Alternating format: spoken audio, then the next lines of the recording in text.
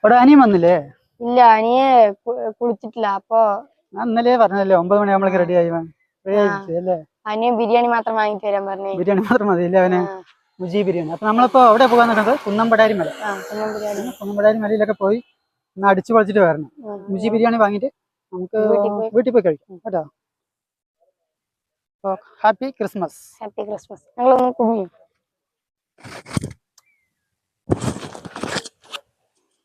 Thank you. മോനെ എന്താ പേര്? അതുൽനാഥ്. എൻ്റെ പേര് എന്താണെന്നറിയാം? എന്താണ്? സന്തോഷ് VLR. വീട്ടിൽ നിന്ന് എന്തോ ചെല്ലപ്പേര് വിളിക്കുമല്ലോ, എന്താണത്? റിൻഡു. അനിയൻ്റെ പേര് എന്താണ്? അപ്പോൾ അതുൽനാഥ്. അനിയൻ്റെ ചെല്ലപ്പേര് നന്ദു.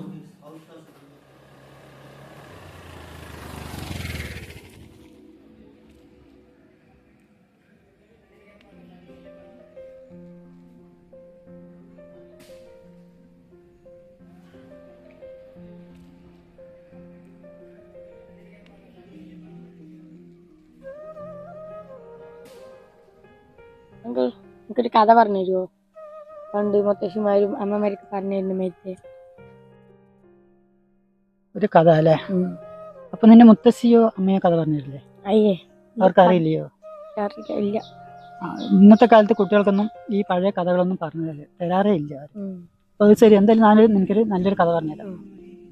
പണ്ട് ഈ ഭൂമിയിൽ വലിയൊരു കാടുണ്ടായിരുന്നു. ആ കാട്ടിൽ നിറയെ ഒട്ടകം, മയില്, കുയില്, പ്രാവ്, അങ്ങനെയുള്ള മൃഗങ്ങളും പക്ഷികളും നിറയെ അങ്ങനെയുള്ള ഒരു കാടായിരുന്നത്. ആ കാടിനൊരു പേരുണ്ട്, അതാണ് നമ്മുടെ പാലക്കാട്. ആ പാലക്കാട്ടില് ഒരു കൊച്ചു ഗ്രാമം, വളരെ കൊച്ചു ഗ്രാമം. ആ ഗ്രാമത്തിന്റെ പേരാണ് നല്ലേപ്പിള്ളി. ആ നല്ലേപ്പിള്ളി എന്ന കൊച്ചു ഗ്രാമത്തിൽ UP school, government UP school ഉണ്ട്. 1 മുതൽ 7 വരെയുള്ള സ്കൂള്. അതിനൊരു മതിൽ വ്യത്യാസത്തിൽ തന്നെയാണ് ഹൈസ്കൂൾ ഉള്ളത്. ശ്രീകൃഷ്ണ ഹൈസ്കൂൾ അതിന്റെ തൊട്ട് തന്നെയാണ്. അപ്പോൾ പണ്ട് അവിടെ ഒരുപാട് മയിലുകളും കുയിലുകളും ഒക്കെ പഠിച്ചിട്ടുണ്ടായിരുന്നു. ആ സമയത്ത് ഒരു പ്രാവും ഒരു മയിലും അവിടെ പഠിച്ചു ഇതിന്റെ ഇടയിൽ. അങ്ങനെ കുറേ 7 വരെ അവർ ഒന്നിച്ച് പഠിച്ചു. അപ്പോൾ 6ലും 7ലൊക്കെ പഠിക്കുമ്പോൾ അവര് വൈകുന്നേരം സ്കൂളൊക്കെ വിട്ടു പോകുന്ന സമയത്ത് ഈ മയിലും കുയിലിൻ്റെ കൂടെ അവരുടെ ചേച്ചിമാരും എല്ലാം ഉണ്ടായിരുന്നു. അവർ ഒന്നിച്ചാണ് സ്കൂൾ വിട്ടൊക്കെ പോയിക്കൊണ്ടിരുന്നത്. പിന്നെ ഹൈസ്കൂൾ, ശ്രീകൃഷ്ണ ഹൈസ്കൂളിലേക്ക് അവർ ജയിച്ച് മാറിയതോടെ പിന്നെ ഒത്തിരി വലിയ കുട്ടികളൊക്കെ ആയി വരും. അതോടുകൂടി പിന്നെ കൂടുതൽ അങ്ങനെ മിണ്ടാതെയൊക്കെ ആയി. അപ്പോൾ അവർ അങ്ങനെ കുറേ വർഷം, 10 വർഷം, 1 മുതൽ 10 വർഷം ഈ മയിലും പ്രാവും കൂടി ഒന്നിച്ച് പഠിച്ചാണ്. പക്ഷെ അവര് മിണ്ടിയതായിട്ടൊന്നും ഓർമ്മയില്ല. അങ്ങനെ മിണ്ടിയിട്ടുണ്ട് പറഞ്ഞാൽ ആകെ കൂടി 6ലോ 7ലോ പഠിക്കുമ്പോൾ മാത്രം ഒന്ന് സംസാരിച്ചിട്ടുണ്ടാവും. പിന്നെ ഇവര് ഈ മയിലും എന്താ പറയുക, പ്രാവൊന്നും സംസാരിച്ചിട്ടേ ഇല്ല. അങ്ങനെയുള്ള ഒരു കാലഘട്ടമായിരുന്നു അത്. അവരങ്ങനെ 10ാം ക്ലാസ് എല്ലാം കഴിഞ്ഞു. അപ്പോൾ 10ാം ക്ലാസ് കഴിഞ്ഞ് പ്രാവിന് കല്യാണം കഴിഞ്ഞു. ഒരു തത്തയ്ക്കാണ് ഈ പ്രാവിന് കല്യാണം കഴിച്ചു കൊടുത്തത്. അങ്ങനെ അവർക്ക് കുറച്ച് വർഷം കഴിഞ്ഞ് 2 മക്കളായി. 2 പൊന്മാനും അവർക്കുണ്ടായി. ആ പൊന്മാനൊക്കെ വളർന്ന് ആ സമയത്താണ് ഈ മയിൽ എന്ത് ചെയ്തത്? മയിലും മയിലിൻ്റെ ഫ്രണ്ടായ കുതിര, ഒട്ടകം ഇവരൊക്കെ കൂടി ചേർന്നിട്ട് ഒരു പ്ലാൻ ചെയ്തു. നമ്മുടെ പഴയ ഫ്രണ്ട്സിനൊക്കെ വന്ന് കാണണ്ടേ, അതൊരു ശരി നമുക്കൊന്ന് ശ്രമിച്ചു നോക്കാം. കിട്ടുമെന്നോ ഇല്ലയെന്ന് അറിയില്ല, എന്നാലും കിട്ടാൻ സാധ്യതയുണ്ട് പറഞ്ഞിട്ട് ഇപ്പോൾ വാട്സപ്പൊക്കെ വന്നപ്പോൾ എന്ത് ചെയ്ത് എല്ലാവരുടെയും ഫോണായി, എല്ലാവരുടെയും വാട്സപ്പിലൊക്കെ ആയപ്പോൾ കുറേയൊക്കെ അങ്ങനെ തേടി പിടിച്ച് അവൻ്റെ ഫ്രണ്ട്സ് തത്തയും മയിലും പുലിയും സിംഹവും ഡൈനോസറും എല്ലാം അങ്ങനെ കുറേ എല്ലാവരെയും പിടിച്ചു. അവസാനം ഇവരൊക്കെ ഒരു കൂടിക്കാഴ്ച വെച്ചു സ്കൂളിൽ തന്നെ. അവർ പഠിച്ച ഹൈസ്കൂളിൽ തന്നെ ഒരു കൂടിക്കാഴ്ചയൊക്കെ വെച്ചു.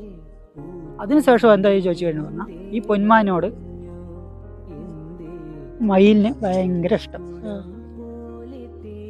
അങ്ങനെ ഞാൻ ഒരു ദിവസം അവരിനെ ഒരു വീഡിയോ ചെയ്യാൻ വേണ്ടിയിട്ട് വിളിച്ചപ്പോൾ ചെറിയ പൊന്മാൻ പറഞ്ഞു ഞാൻ വരുന്നില്ല എന്ന്.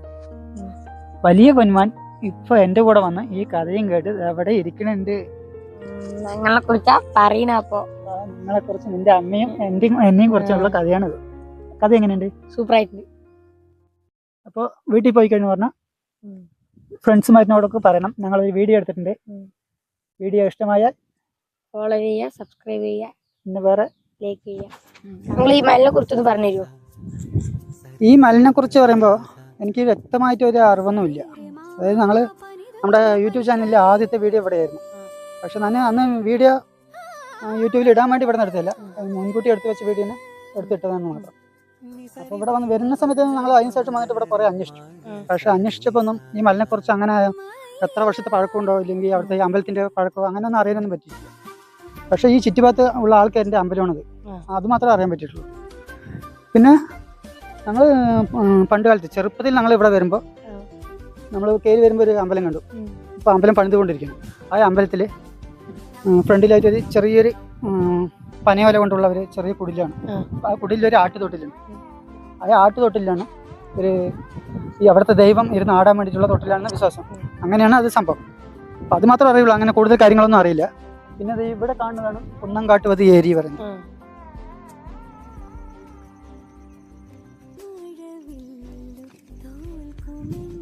വെള്ളം ഇവിടെ കൊണ്ട് സംഭരിക്കും. ഇവിടെ സംഭരിച്ചതിന് ശേഷം ഇവിടെ നിന്ന് നമുക്ക് ചാലി ഒരു കനാലുണ്ട്. ഈ കനാൽ വഴി ഇങ്ങനെ കൊണ്ടുപോകും. കൊഴിഞ്ഞമ്പറ ആ ഭാഗത്തൂടെ വരുന്നുണ്ട്. എൻ്റെ വീടിൻ്റെ തീയാണ് വരും, ആധാറിൻ്റെ തീ വരും. അപ്പോൾ നമുക്ക് ആ ഭാഗത്തുള്ള കുടിവെള്ളവും കൃഷിക്ക് ആവശ്യത്തിനുള്ള വെള്ളമൊക്കെ ഇവിടെ നിന്ന് കൊണ്ടുപോകും. പിന്നെ ഇത് ഇവിടെ നിന്ന് കാണുന്നത് ഈ മലകളില്ലേ, മലകൾ പറഞ്ഞാൽ ഇപ്പം മഞ്ഞ് മൂടിയിട്ട് മലയൊന്നും കാണില്ല. ഇതിലേക്ക് നല്ലപോലെ വ്യക്തമായി കാണും പറ്റും. മല ചെറുതായി കാണുള്ളൂ. അപ്പോൾ ആ മലകൾ പറയുന്നത് എന്താ പറയുക, നമ്മുടെ വാളയാറ്, കഞ്ചിക്കോട്, വാളയാറ്, മലമ്പുഴ ആ ഭാഗത്തുള്ള മലയാണിത്. ഇതിന് മറുവശത്ത് ആ സൈഡ് കാണുന്നുണ്ട്, ആ സൈഡ് കാണുന്ന മലയാണ് നെല്ലിയാമ്പതി മല.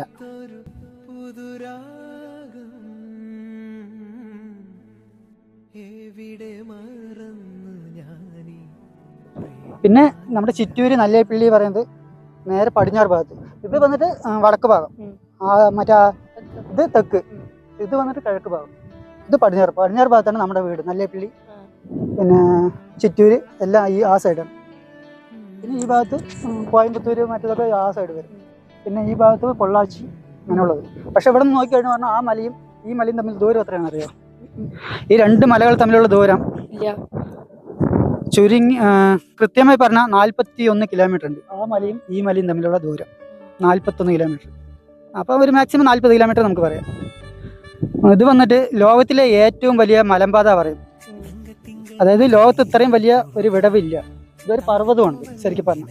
അപ്പോൾ അവിടെ തുടങ്ങിയിട്ട് ഗുജറാത്ത് തുടങ്ങിയിട്ട് നമ്മുടെ തിരുവനന്തപുരം, കൊല്ലം അതുവരെ ഉണ്ട് ഈ മല. ഇങ്ങനെ അവിടെ നിന്ന് ഇങ്ങനെ അവിടെ മലയുണ്ട്. ആ മലന്റെ ഒരു വിടവ് ഇത്രയും വലിയ വിടവ് ലോകത്ത് ഇതുമാതിരി ഉള്ളവിടെ ഇത്രയും വലിയ വിടവില്ല. നമ്മുടെ ഈ പാലക്കാട് ചുരം പറയുന്നത് ഇതാണ്. ഇവിടുന്ന് തമിഴ്നാടും കേരളവുമായി ബന്ധിപ്പിക്കുന്ന പാലക്കാട് ചുരം. ഈ മലയും ആ മലയും തമ്മിലുള്ള വിടവിനെയാണ് ഈ പാലക്കാട് ചുരം എന്ന് പറയുന്നത്. പിന്നെ അങ്ങോട്ട് പോയി കഴിഞ്ഞ് പറഞ്ഞാൽ ചെറിയ വിടവുണ്ടാവും. പിന്നെ ബാക്കിയുള്ളവിടെ അവിടെയാണ് വയനാട്, അവിടെയാണ് ഒരു ചെറിയൊരു വിടവുള്ളൂ, ചെറുതായിട്ട്. ബാക്കിയൊക്കെ മല കയറി പോകണം.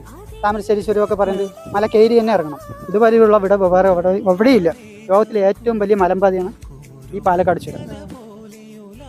പിന്നെ മലബാർ സിമെന്റ് ഫാക്ടറി ഇതാ വെള്ളം നടത്തി കാണുന്നത്, അതെ, അത് അഹല്യ. ഇവിടെ വ്യക്തമായി ഒന്നും കാണില്ല. അതാണ് അഹല്യ ഹോസ്പിറ്റലും അതിൻ്റെ അഹല്യ ഫൗണ്ടേഷൻ എല്ലാം ആ ഭാഗത്ത് കാണും. ആ ഒരു പച്ച കളറും ഒരു എന്താ പറയുക ഇതായി കാണുന്നത്. പിന്നെ അതെ.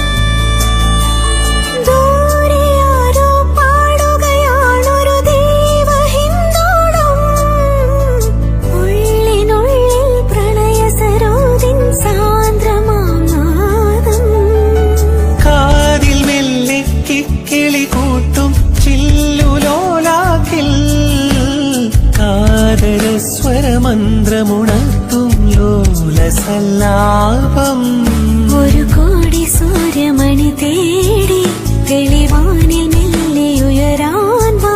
ശിശിരം പകരും പനിനീർമഴയിൽ വെറുതെ നനയുമ്പോ